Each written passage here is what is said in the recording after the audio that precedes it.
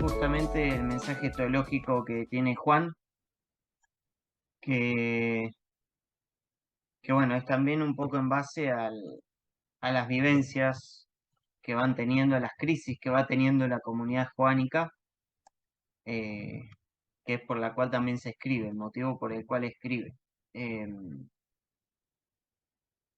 Que a pesar de tener su diferencia o su lejanía con los evangelios sinópticos, no deja de tener de por sí ciertas cosas en común, como un cierto orden, pero bueno, además, no, podríamos meter a hilar mucho más fino y ver que Juan, el Evangelio de Juan, está escrito por más de una mano y en distintos tiempos, porque por ejemplo sucede que en un capítulo Jesús está en Jerusalén y al siguiente capítulo aparece en Galilea y no se menciona nunca como un traslado.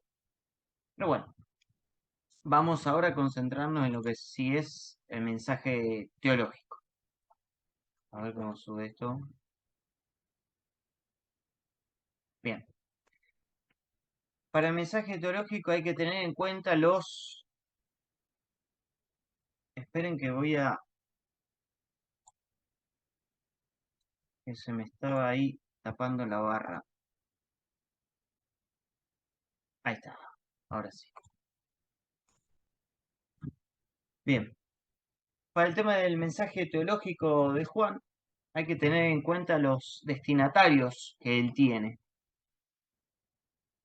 Que no por nada Juan está representado por el águila, porque justamente es un evangelio bastante alto, bastante agudo, muy simbólico, y justamente es para un lector preparado, un lector que tiene un conocimiento bastante especial del Antiguo Testamento, de la Primera Alianza, como les solemos decir,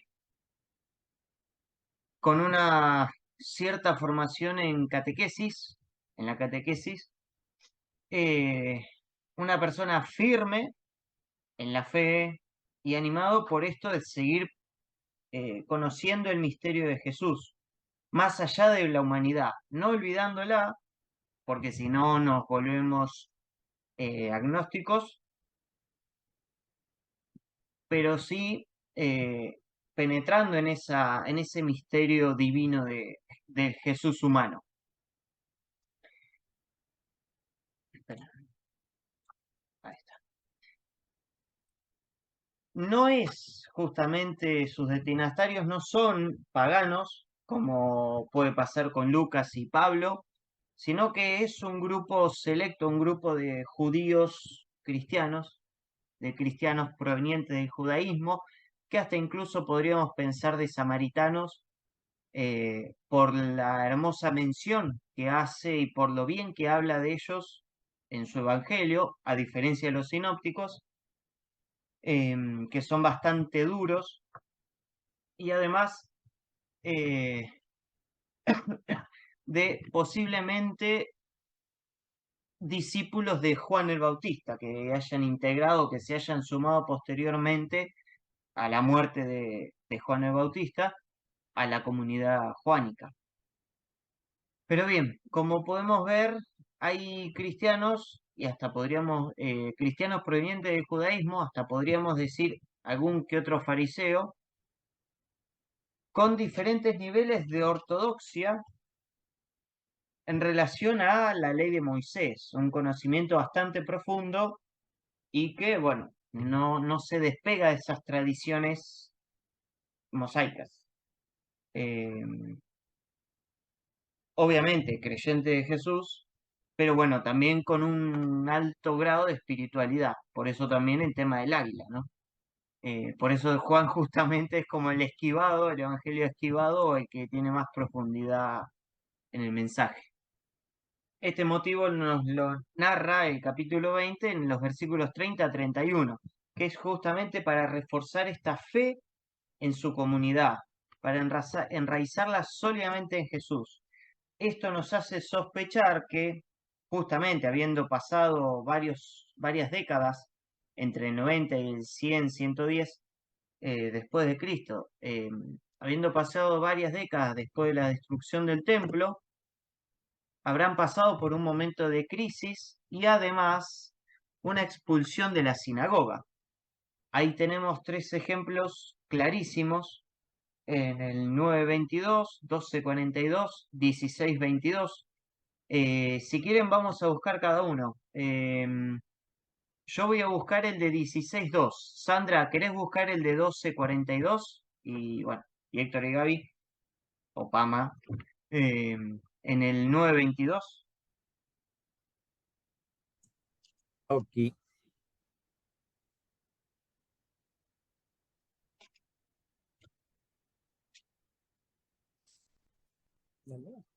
No sé. Ya lo encontramos, señor profesor. Perfecto. Hoy. Si quieren leer esa cita bíblica. Perfecto. Micrófono abierto, Gaby. Sus padres dijeron esto por miedo a los judíos, porque habían decidido expulsar de la sinagoga a quien reconociera a Jesús como Mesías. Bien, ahí estamos en el contexto de este ciego de nacimiento que Jesús cura y llaman a los padres para confirmar si realmente era ciego y bueno, los padres aguardan silencio, pero fíjense cómo se menciona esto de expulsión de la sinagoga. Entonces no hace mención a la comunidad de Jesús ahí actualmente, sino a la de la comunidad ya de Juan, ¿no? O del discípulo amado. Sandra, ¿tenés la 12:42? 9:12 es 12:42. 12. Bueno, acá está. Sí, espera. Tengo tapado un poquitito, por eso no alcanzo a ver. Está bien, está bien. Pero no importa. 12:42. 42. Ya lo encuentro.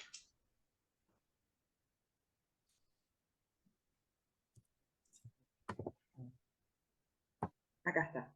Sin embargo, muchos creyeron en él, aún entre las autoridades, pero a causa de los fariseos no lo manifestaban, para no ser expulsados de la sinagoga. Bien. Los otros evangelios no lo nombran esto, esta acción de que sean expulsados de la sinagoga, pero bueno, capaz que en la comunidad de Juan repercutió bastante fuerte y justamente ser expulsados por compañeros de fe, eh, que bueno, lo ha retratado en los textos. Y la última la voy a leer yo, que es 16:12, que dice, les he dicho esto para que no se escandalicen. Los expulsarán de las sinagogas e incluso llegará la hora en que cualquiera que les dé muerte pensará que da gloria a Dios. Bien, son todos testimonios que tenemos retratados de Perdón, esto. Sí, ¿leíste 16.2 o 16.2? 12. 16:2. 1 y 2 2. leí. Sí, listo, sorry. 1 y 2 leí. Bueno, son todos retratos de esto que quedó grabado en la memoria de esa comunidad y que bueno, quedó plasmado en el Evangelio. Justamente también se da una fuerte controversia, por eso también Juan es muy áspero, por más que tenemos, por ejemplo, en Mateo, esto de, hay ustedes fariseos que cuelan el mosquito y tantas, tantas frases duras que dice. Juan es bastante duro también. Recordemos esto de la diferencia que hace al hablar de judío, no del judío de religión, sino de esto de el judío que no está creyendo en el mensaje de Jesús. Y bueno, y el fariseo no parece, pero al fariseo le da con un caño también.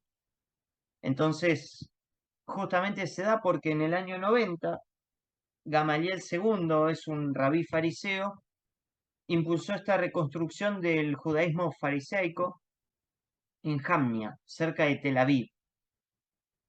¿Qué es lo que provoca una confrontación tan aguda entre judíos y cristianos que se refleja justamente en la introducción en el Sidur judío?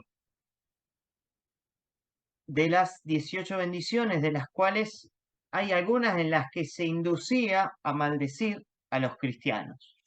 Como que ya se hacía norma esto de la separación y de el maltrato al cristianismo incipiente, ¿no? Entonces, además de la controversia, esto también ayuda a clarificar quiénes son los judíos y quiénes son los cristianos en su momento, ¿no? Y no los judíos que creían en el tal Jesús. Que bueno, es lo que provoca justamente la expulsión definitiva. Entonces, dentro de esto, dentro de este trauma que provoca la expulsión, porque justamente vos judío que crees en Jesús, sos expulsado de tu lugar de oración por tus compañeros judíos que no creen en Jesús, pero que siguen rezando los mismos salmos, las mismas oraciones, siguen teniendo las mismas tradiciones. Dentro de ese trauma, Juan vuelve a reorientar eso. Y ahí entra también esto de lo tradicional que tiene Juan, pero también lo exquisito y lo simbólico que tiene Juan, porque trata de volver a las raíces veterotestamentarias, pero hablar de Jesús desde eso, ¿no? Desde esta profundidad judía, de esta identidad judía, pero aplicando a lo nuevo. Por eso usa la introducción al Evangelio de Juan. Por eso utiliza esto del texto de la sabiduría para remarcar la identidad de Jesús, ¿no? Y en eso también demuestra que si estas situaciones críticas en una comunidad de fe necesita una cierta redefinición de su propia identidad mediante volver a pensar estas tradiciones. Que estas tradiciones ayudan, pero bueno, volverlas a traer a la luz de la resurrección, verlas a través de Jesús. No repetir lo antiguo, sino expandirlo. Y acá un poco me viene la frase que no es del Evangelio de Juan, pero que Jesús dice de volver a darle significado a los textos, ¿no? A darles profundidad. Y reinterpretarlos también a partir de lo que ellos están viviendo. Por eso Juan no es tan histórico como podrían ser los sinópticos, sino es más bien teológico. Sí, histórico en cuanto a lo que ellos están viviendo, no a lo que a lo mejor Jesús habrá vivido. Pero sí en lo que la comunidad juánica, dentro de este conflicto fuerte que Jesús tiene con los fariseos, esa comunidad está viviendo y atravesando, representado en la figura de Jesús. Y que tantas discusiones y discursos tiene, ¿no? Entonces, propone esta cristología que abre camino, tiene una relación trinitaria del Dios del Antiguo Testamento en Jesús. Y esto lo da con un ejemplo clarísimo que ayuda a diferenciar las distintas identidades. Obviamente, la de los judíos de Gamaliel, este judaísmo que se reconstruyó después de la destrucción del templo, y el cristiano incipiente, que lo vamos a leer en Juan 11, del 1 al 54. Pero eso lo voy a leer yo. Cuando tengan el texto me avisan y comienzo a leer. Y por ahí hasta se den cuenta un poco de cómo se usa en esta escena las diferencias, ¿no? Cómo estas identidades se remarcan en un texto que lo hemos escuchado miles de veces, pero bueno, capaz que ¿Listo? no nos da, perfecto, no nos da esa pista. Bien, en Juan capítulo 11, versículo del 1 al 54, tenemos la resurrección de Lázaro, que es justamente el último signo importante en Juan, en el Evangelio de Juan, y dice así: un hombre llamado Lázaro estaba enfermo. Él era de Betania, el pueblo de María y de su hermana Marta. María era la que ungió al Señor con perfume y secó sus pies con sus cabellos. Esto es algo que va a pasar después, no pasa antes, sino que pasa después de esta escena. El enfermo era su hermano Lázaro. Las hermanas enviaron a decirle a Jesús: Señor, el que tú amas está enfermo. Al oírlo, Jesús dijo: esta enfermedad no terminará en la muerte. Es para la gloria de Dios, para que el Hijo de Dios sea glorificado por ella. Jesús amaba a Marta, a su hermana y a Lázaro. Cuando oyó que Lázaro estaba enfermo, se quedó 2 días en el lugar donde se encontraba. Después dijo a los discípulos: vayamos de nuevo a Judea. Los discípulos le dijeron: Maestro, hace poco que los judíos te buscaban para apedrearte, ¿y quieres otra vez volver allá? Jesús le respondió: ¿acaso no son 12 las horas del día? Si uno camina de día, no tropieza, porque ve la luz de este mundo. Pero si camina de noche, tropieza, porque no tiene luz. Dicho esto, añadió: nuestro amigo Lázaro se ha dormido, pero voy a despertarlo. Los discípulos le replicaron: pero, Señor, si duerme, significa que se sanará. Ellos creyeron que hablaba del descanso del sueño, pero Jesús se refería a la muerte. Entonces le dijo claramente: Lázaro ha muerto, y me alegro por ustedes de que no estuviéramos allí para que crean. Vayamos ahora a verlo. Entonces Tomás, llamado el mellizo, dijo a los otros discípulos: vayamos también nosotros a morir con él. Cuando Jesús llegó, encontró que Lázaro ya llevaba 4 días en el sepulcro. Como Betania estaba cerca de Jerusalén, a unos 3 kilómetros, muchos judíos habían venido a la casa de Marta y María para consolarlas por la muerte de su hermano.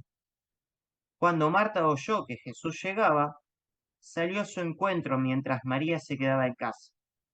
Marta dijo a Jesús: Señor, si hubieras estado aquí, mi hermano no habría muerto. Pero ahora sé que Dios te concederá todo lo que le pidas.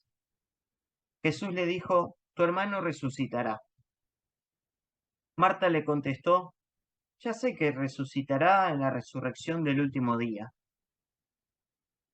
Jesús le respondió: yo soy la resurrección y la vida. El que cree en mí, aunque muera, vivirá. Y todo el que vive y cree en mí jamás morirá. ¿Crees esto? Ella le contestó: sí, Señor. Yo creo que tú eres el Mesías, el Hijo de Dios, el que tenía que venir al mundo. Dicho esto, Marta fue a llamar a su hermana María y le dijo al oído: el maestro está aquí y te llama. Ella, al oír esto, se levantó rápidamente y salió a su encuentro, porque Jesús aún no había entrado al pueblo, sino que estaba en el mismo lugar donde Marta lo había encontrado. Entonces los judíos que estaban en la casa consolando a María, al ver que ella se levantó deprisa y salió, la siguieron, pensando que iba a llorar al sepulcro. Cuando María llegó a donde estaba Jesús y lo vio, cayó a sus pies, diciéndole: Señor, si hubieras estado aquí, mi hermano no habría muerto. Jesús, al ver que lloraba y que también lloraban los judíos que habían venido con ella, se conmovió profundamente y se turbó. Luego preguntó: ¿dónde lo han puesto? Ellos le respondieron: Señor, ven y verás. Jesús lloró. Los judíos comentaban: miren cómo lo amaba. Sin embargo, algunos de ellos dijeron: este que abrió los ojos a un ciego no pudo impedir que Lázaro muriera. Jesús de nuevo se conmovió profundamente y fue al sepulcro, que era una cueva con una piedra encima. Entonces les ordenó, quiten la piedra. Marta, la hermana del difunto, le dijo, Señor, ya huele mal porque hace 4 días que murió. Jesús le respondió, ¿no te he dicho que si crees verás la gloria de Dios? Quitaron la piedra y Jesús, levantando los ojos al cielo, dijo, Padre, te doy gracias porque me has escuchado. Yo sé que tú siempre me escuchas, pero lo he dicho por la gente que me rodea, para que crean que tú me has enviado. Después de decir esto, gritó con fuerza, Lázaro, sal fuera. El muerto salió con sus pies y manos atadas con vendas y su cara envuelta en un sudario. Jesús les ordenó, desátenlo y déjenlo caminar. Entonces muchos de los judíos que habían venido a la casa de María y vieron que lo que Jesús había hecho, creyeron en él. Pero algunos de ellos fueron a donde los fariseos a contarles lo que Jesús había hecho. Entonces los sumos sacerdotes y los fariseos se reunieron en consejo y se preguntaban, ¿qué hacemos? Este hombre hace muchos signos. Si lo dejamos seguir así, todos creerán en él y vendrán los romanos y destruirán nuestro lugar santo y nuestra nación. Pero uno de ellos, Caifás, que era el sumo sacerdote aquel año, les dijo, ustedes no entienden nada. ¿Acaso no se dan cuenta de que nos conviene que muera un solo hombre por el pueblo y que no perezcan y que no perezca toda la nación? Esto lo dijo por su cuenta, no lo dijo por su cuenta, sino que, como era el sumo sacerdote aquel año, profetizó que Jesús iba a morir por la nación, y no solo por la nación, sino también para congregar en la unidad a los hijos de Dios que estaban dispersos. A partir de aquel día decidieron darle muerte. Por eso Jesús ya no andaba en público entre los judíos, sino que se fue de allí a una región cercana al desierto, a un pueblo llamado Efraín, donde se quedó con sus discípulos. Yo no me lo acordaba tan largo el texto de la resurrección de Lázaro. Em, Incluso en las películas los ponen medio corto, no especifican obviamente todo esto. Pero sí, vamos a ir viendo porque acá hay dos personas que muestran dos comunidades distintas. Por un lado tenemos a Martita y por el otro a María. Martita representa a la comunidad judía farisea, mientras que María a la cristiana incipiente. Marta va al encuentro de Jesús y le dice esta frase, Señor, si hubiera llegado antes, mi hermano no hubiera muerto. Misma frase que le dice María.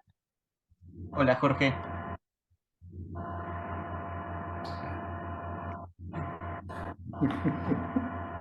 Ahí entramos. ¿Se escucha bien? Sí, sí, sí. Ah, perfecto. Sí, sí, Juan, sí, Juan, sí, Juan. Perfecto, perfecto. Bien. Marta va al encuentro de Jesús, pero María no va hasta que Jesús la llama por medio de Marta. Hasta que Marta no le dice al oído, anda que Jesús te llama, no sale corriendo. No va a su encuentro, se queda llorando en su casa junto con los otros judíos que la acompañaban. Marta no se postra ante Jesús, María sí se postra ante Jesús. Ambas dicen la misma frase, pero lo dicen en un sentido bastante diferente. Tiene su diferencia de dónde sale esa frase. Es textual, pero es diferente. En Marta, Juan demuestra una fe todavía imperfecta, porque la confesión que hace Marta es un recitar del Salmo 2, que bueno, se repite también, es una versión más poética el segundo libro de Samuel en el capítulo 7. Que bueno, es justamente esta, esta profecía del Mesías de David, proveniente de David. Entonces, más que una profesión de fe auténtica del corazón, es un recitar palabras que ya escuchó. Por eso está la fe y Jesús le dice, ¿crees esto? Que yo soy la resurrección, la vida, y que el que cree en mí tendrá vida después de la muerte o vida más allá de la muerte. Y Marta le responde, sí, yo creo que vas a ser, que sos el Mesías que tenía que venir. Bien, le responde con eso, repite como el oro. Pero María, que Jesús la llama y la sigue un grupo de judíos, una pequeña comunidad, se postra ante Jesús y empieza a llorar sobre la muerte del hermano.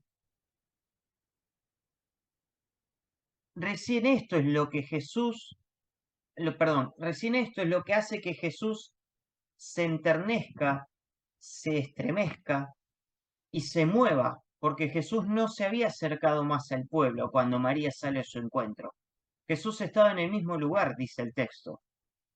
El llanto de María es lo que hace que Jesús se mueva, de María y la comunidad, hace que Jesús se mueva hacia el sepulcro, hace que Jesús vaya a darle vida al hermano. Además de que Jesús también se conmueve, ¿no? Puede ser porque es un amigo querido, como también conmoverse por este llanto de María. Marta recibe estas palabras de Jesús de ¿crees esto?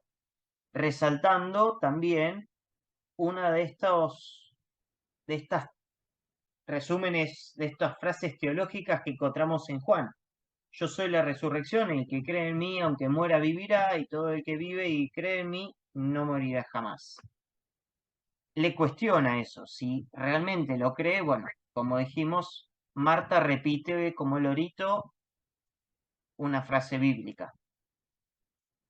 María, en cambio, es la comunidad que Jesús entrega, es la comunidad de María que Jesús entrega al Lázaro resucitado. Por eso a María le dice, desátenlo, y a esa comunidad le dice, desátenlo y déjenlo andar. Se lo da a ella. Lázaro se lo da a María, no a Marta. Y esto también lo vemos después en este gesto que María tiene con Jesús. Al versículo, al capítulo anterior, a esos versículos, es María quien va y se postra, es María quien va con este casi medio litro de perfume de nardo puro, que dice que hasta lo rompió y lo ungió los pies de Jesús, lo secó con los cabellos, y que dejó impregnado en la habitación, la casa de ese perfume, que es justamente más allá de un gesto que hace en vida, es una unción que hace hacia una persona que se hace por un rey primero, ¿no? Una persona de la realeza, esa unción así tan fuerte. Y además de que, si hablamos de unción, hablamos de ungido, hablamos de Mesías, obviamente ella lo está ungiendo y lo está haciendo su Mesías. No repitiendo como lorito una frase de la Biblia, sino con este gesto de, aunque sea muy valioso, aunque sea un perfume que significaba 300 días de trabajo, casi un año laboral, lo pone a los pies de Jesús y que bueno, justamente el nardo es lo que identifica a Jesús, ¿no? Como la rosa a María se identifica, el nardo es lo que identifica, el aroma que identifica al Jesús resucitado. Entonces, como ven, acá en este relato tenemos un ejemplo de esta crisis que vivió la comunidad joánica y cómo Juan, más allá de relatar una historia que que le pasó a Jesús, está relatando una historia que vivió su comunidad, con un ejemplo de Jesús, como si lo hubiera vivido Jesús. Es más un relato teológico, pero justamente testimoniando esas crisis, esa separación y cómo les ha afectado terriblemente el que sean expulsados de la sinagoga. Que bueno, justo Adri recién entrabas y Jorge también, habías entrado cuando estábamos leyendo el texto, estábamos viendo esto, cómo el mensaje teológico de Juan se nutre de esta crisis que vivió la comunidad de ser expulsados de la sinagoga. Como en Juan Jesús repite mucho esto de serán expulsados de la sinagoga o que algunos no hablaban porque tenían miedo que los expulsen de la sinagoga. Y que bueno, también justamente se nota esto de esta confrontación que se ve en los sinópticos, en Juan es muy duro el lenguaje que tiene hacia los judíos que no creen en Jesús y más que nada los fariseos, que justamente son los que con las reformas que ellos se fueron haciendo tras la caída del templo de Jerusalén, es como que se van poniendo más estrictos contra los cristianos, se van marcando las identidades religiosas y bueno, al cristiano de esa época le fue muy doloroso ser expulsados por sus hermanos en la fe, ¿no? Y bueno, y en Juan se retrata justamente esto. Que bueno, también en muchos otros textos de Juan se va notando como esta pelea, este conflicto, estas diferencias que van pasando en la comunidad. Y que bueno, como Juan, como habíamos dicho, es representado por el águila porque tiene un lenguaje bastante alto, bastante misterioso, bastante amplio y agudo. Juan trata de resignificar la fe en Jesús, trata de que tu fe se fortalezca y a pesar de estas crisis, vuelvas a las tradiciones, vuelvas a la primera alianza y no repetirla, no a partir de ahí, sino que a partir de ahí expandirla, volverla a interpretar en la actualidad, en la vivencia que hoy estás viviendo, no en, por ejemplo, reinterpretar lo que estamos leyendo en los evangelios desde el siglo I, que ya hemos cambiado muchísimo, ¿no?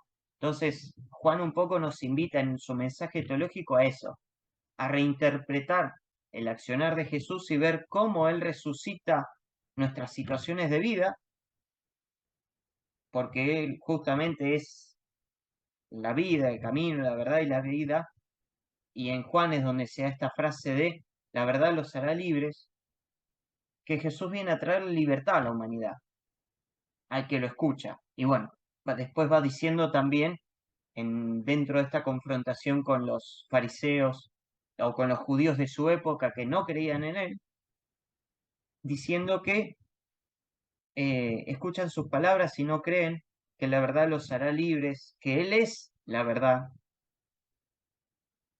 Perdón, ¿se me cortó? Ahí está. ¿Se me cortó o escucharon? Sí, sí, sí. No, se cortó un poquito. Se Unos cortó. 3, ¿Hasta dónde 4 llegamos segundos. a escuchar? ¿O qué estaba terminando de decir? Ay, a ver cómo te digo. Ah, no, no era. Pero bueno, estaba hablando de esto de que Él habla de sí mismo como la palabra, que es la verdad que viene a liberar, ¿no? Sí, hasta ahí, sí, sí, sí. Eso. Y que habla de liberar no solamente en sentido, o sea, lo habla desde un sentido de esclavitud y justamente recordando una esclavitud como en Egipto, pero también una esclavitud en el pecado. Si nosotros vamos a los grandes discursos, en uno de ellos eh, es donde habla de esto, de la esclavitud del pecado y que Él viene a liberar, que eso es la salvación. Eh, que la palabra salvación no está en las lenguas semitas, no existe. O sea, ¿salvarnos de qué? Podríamos pensar. Y del pecado, del mal. Bien, justamente la palabra que usan, donde nosotros leemos salvación, en la Biblia aparece liberación. Entonces, también, ¿no? ¿Cuál es la verdadera libertad que nos trae? ¿De qué nos viene a liberar? Del mal, sí, de todas esas estructuras humanas, ya sean políticas, económicas, sociales, culturales, tradicionales también, que por ahí no ayudan a que haya vida en libertad, ¿no? A que tengamos vida en él, a que haya realmente libertad. Estaría bueno y está como para hacer otro encuentro para hablar qué es realmente la libertad, ¿no? Que comprendería ser realmente libre, ¿no? Y yo ahí me iría hasta la libertad mental, de conciencia, de estructuras, ¿no? Eh, pero bueno, ese es el mensaje amplio, teológico, agudo de Juan, que tranquilamente se atrae al día de hoy. Nos invita a resignificar y desde otros lados, desde nuestra actualidad, el mensaje de Jesús, ¿no? Y que bueno, Él viene a resucitar las cosas. Habrá que ir a llorarle como hizo María para que Él se enternezca y nos ayude a resignificar las cosas. ¿Algún comentario? ¿Algo que quieran agregar, sumar, reflexionar?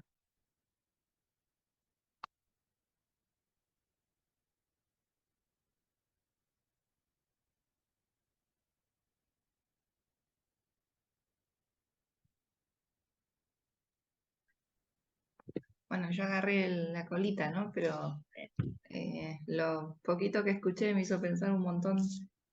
Primero, las propias expulsiones que uno ha vivido, sea porque a uno lo expulsan de alguna manera, ¿no? O te cancelan, como decía, o porque uno mismo expulsa al otro de alguna forma, ¿no?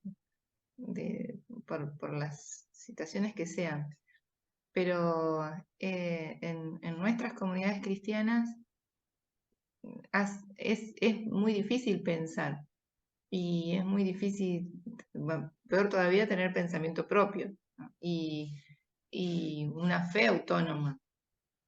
Y yo al menos he sentido la expulsión en distintos ámbitos, porque uno se anima a pensar o a sentir a Jesús desde esta libertad, ¿no? De la libertad, la verdad te hará libre. Pero claro, ¿cuál verdad, ¿no? ¿Y qué verdad? La tuya, la mía, la nuestra, ¿qué es lo que es verdad, ¿no? Pero bueno, son muchas cosas para uno pensar. A mí me alienta mucho esta reflexión última que te escuché, porque es muy feo sentirse que a lo mejor en determinados ámbitos uno nunca va a poder ser catequista, ¿no? Porque el pensamiento propio o la manera de entender la fe te determina en espacios, ¿no? Mm. Y es feo eso, ¿no? No poder tener una mirada amplia y dar lugar a todos y que nuestros espacios de formación puedan ser plurales, ¿no? Puedan ser eh, inclusivos, ¿no? Y después también pensar y ser uno muy crítico también cuando uno cancela a los demás y cuando uno también expulsa a los demás. Y nuestra sociedad está recontra mil agrietada con este tema, ¿no? Entonces también uno rezar mucho para poder ser casa hospitalaria. Para mí, hoy bueno, estoy pensando muchas cosas y una de las cosas que más me representa el Evangelio es el tema de ser hospitalario. Eh, Incluso creo que supera lo inclusivo, ¿no? Hospitalario, es puertas abiertas, tienda abierta, ¿no? Como la de Abraham, dejando que el huésped pase y se quede, ¿no? En la cultura semita era, y bueno, pasa y se quedó, y se quedó. Y hay que, que bancarlo el tiempo que se quiera quedar, porque el huésped es eso, ¿no? Esta mirada del huésped semita a mí me habla mucho de eso. Bueno, muchas cosas más que no quiero acaparar.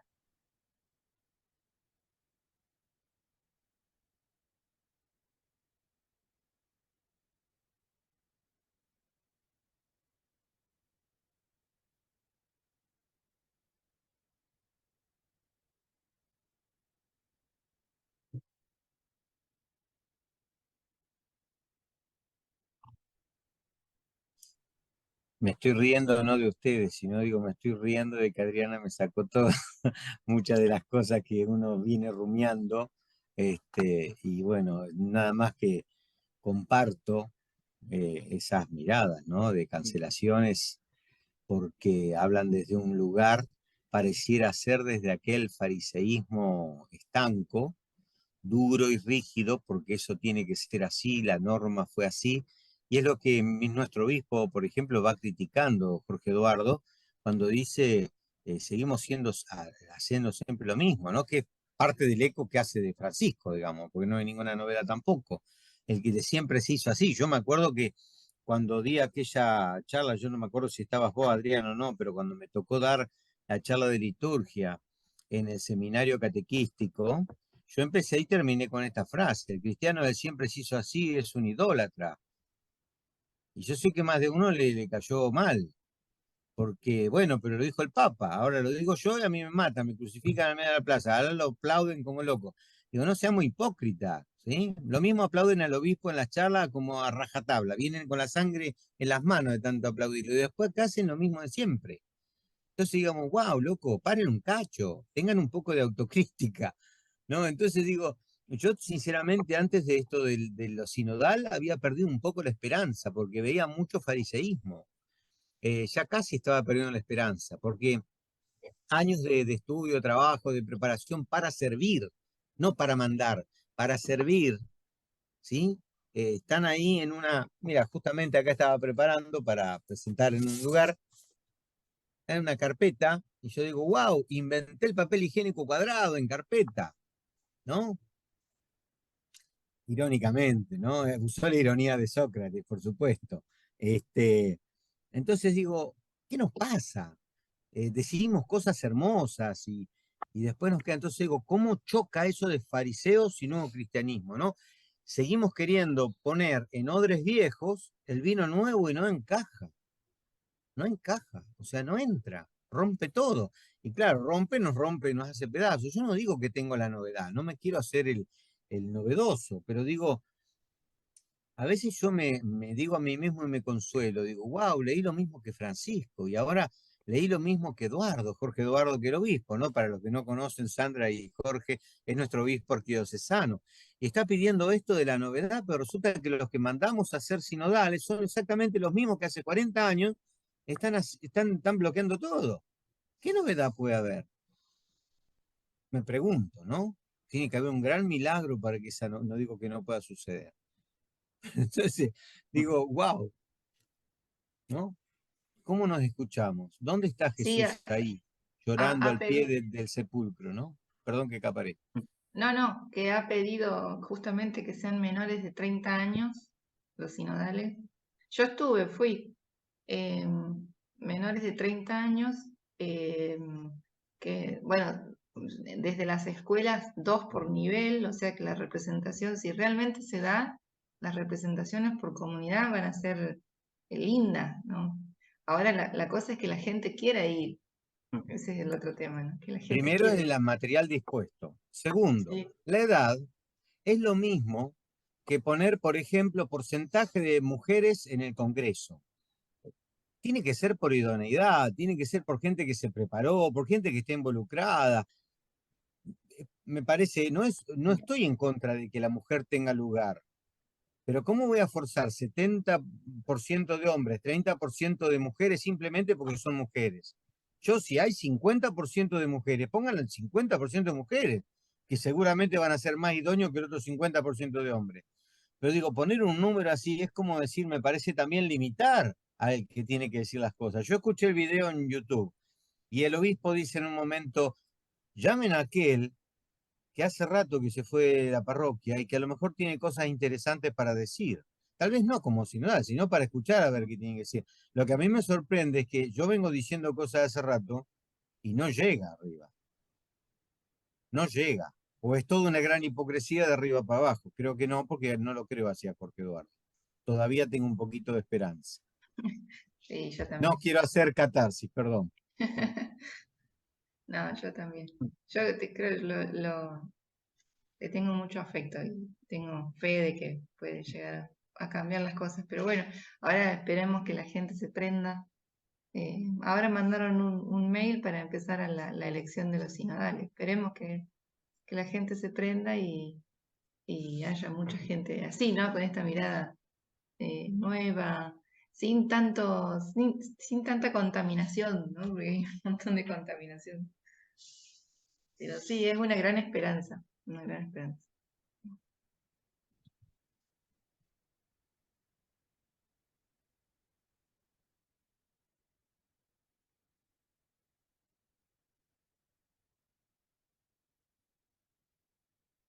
Recién también estaba pensando esto de la pregunta que le hace Jesús a Marta y cómo también eso si nos lo hacemos, ¿no? ¿Cómo nos ayudaría a filtrar o a purificar o a ser más auténtica, a ver, a profundizar cuál es realmente nuestra fe, ¿no? Esto de que por ahí a veces nosotros también repetimos, bien, ¿crees eso? Y por ahí lo decís, y muchas veces por ahí es repetir frases que te han dicho, o frases de una homilía, o citas bíblicas. ¿Crees esto?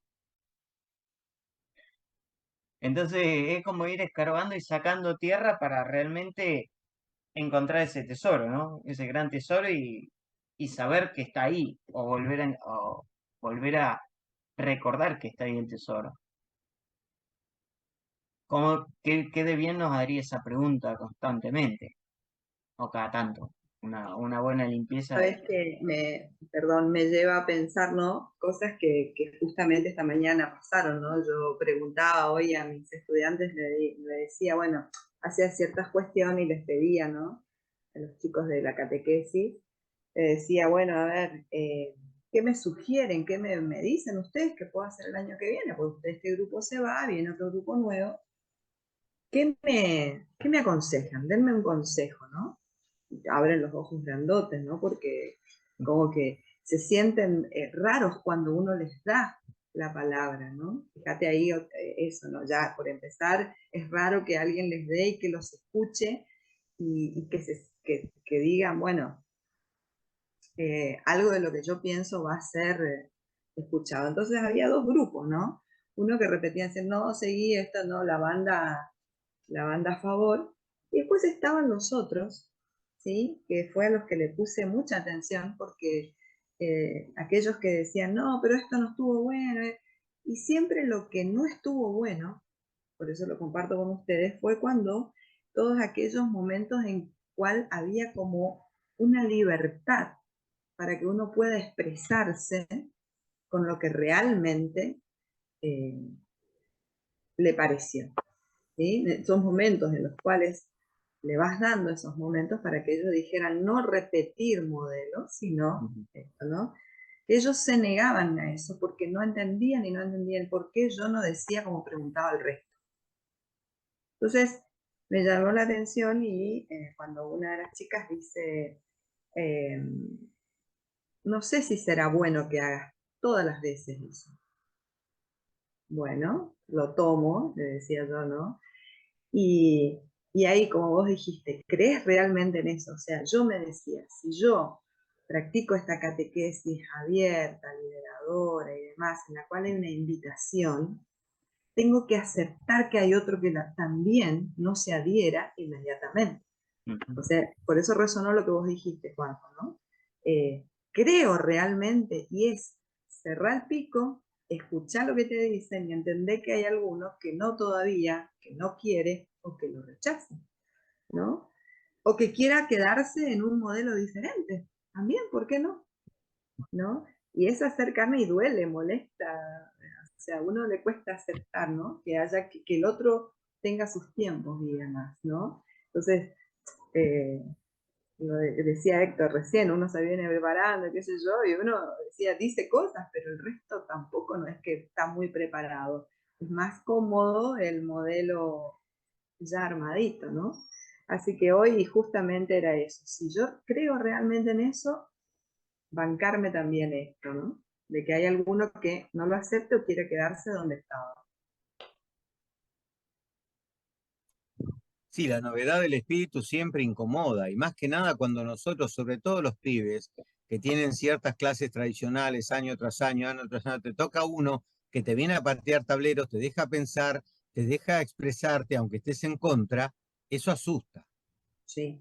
Pero no significa que no sea riqueza para ellos, porque ellos empiezan a encontrar esa ventana de oxígeno, de aire libre, y empiezan a ver una imagen de Jesús que es mucho más cercana a ellos, me parece a mí, ¿sí? Por la experiencia que yo he tenido estos años, ¿no? De romper tableros. Empiezan a ver que hay otro tipo de Jesús, que no es el que le dibujaron, que es lo que me pasó a mí en mi catequesis original. Yo no sé si vos estabas cuando alguna vez conté, mi catequesis era la vieja y tradicional, obviamente tengo unos cuantos pirulos, ¿no? Entonces, Bueno, yo hice imagínate la de esa. las preguntas. Yo no soy tan vieja, Bueno, pero No, esa yo no, decía, yo no la hice, yo por el de suerte las zafé. preguntas. Esa zafé, porque yo creo que me iba mal. Yo creo que me iba mal. Sería ahora de otra religión, seguramente. No, por suerte esa no la tuve. No, claro, porque no sé si me daba la cabeza para tanto, ¿Crees para eso? repetir. Claro. El tema es que cuando mi catequista en la secundaria se asustó porque yo le pregunté a dónde fue a parar todo el agua del diluvio universal y me miró tan feo que ella es la que tuvo miedo, me di cuenta. Ojo que yo no me creía ningún Einstein, ¿eh? No, no parto desde que soy un superior, nada por el estilo, por favor, porque aparte repetí 2 veces y no le quiero contar mi historia para que lloren conmigo. Pero digo, en esa experiencia que no era ningún genio, se me ocurrió preguntar esto. Claro, ¿cómo encajaba el ciclo del agua que estaba aprendiendo en la escuela con el diluvio universal? 40 días, 40 noches, todo el cosmos, todo el orbe, todo el mundo lleno de agua. ¡Wow! ¿De dónde vino? ¿Dónde fue? No me daba. Pero me miró tan feo que nunca más me pregunté nada. Me guardé las preguntas para después. Y gracias a Dios encontré el Raspanti donde me dijo, Chango, acá tenés una caja de llaves. Abrí la cabeza y dejá que el espíritu te lleve por el camino que quiera y discerní con él. Por eso yo, cuando me recibí, dije en el Raspanti, este instituto fue para mí un abrelatas. Abrió la cabeza y el corazón. Descubrí una fe viva desde otro lugar. Desde otro lugar, porque si no lo mío era el cumplimiento, como decía mi párroco anterior, cumplo y miento.